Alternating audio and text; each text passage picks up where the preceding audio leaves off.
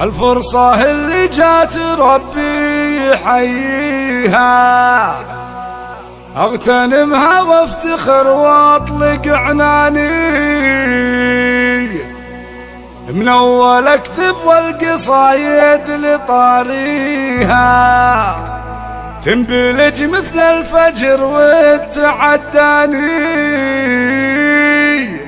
المهرة اللي عذبت عين باغيها، الأصيلة شعللت كل ميداني، الأصيلة شعللت كل ميداني.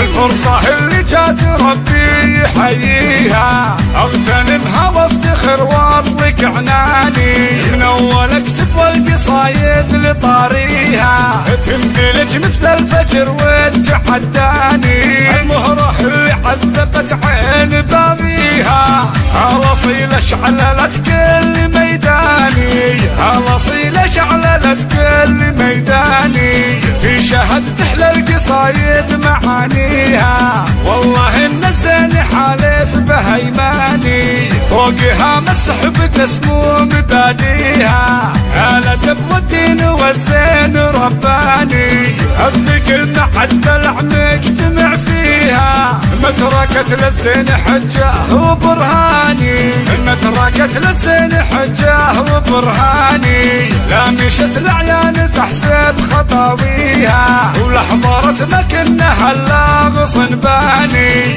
بنت شيخ من سما المجد معطيها، الشرف والطيب ما جاته احساني، شالح ابن عميره يسلم مربيها، جادت اليمنى وهو درب الايماني، جادت اليمنى وهو درب الايماني، نكتفي باسمه لياجا مناديها، سطوته تكثر لهايب وبركاني، وجدها شعيفان خضار مراعيها، ارتعت من طيبه بفم ملياني، ابن غازي شيخ شمله بمراقيها، علق الهام ولا عاد خسراني، علق الهام ولا عاد خسراني، وجدها عقاب اسمه يكفيها، شيخ بن زايد وهو شيخ الاعياني، والشيخ قشعان الفخر قاسم يديها، بالمكارم واصبح الراس طرباني،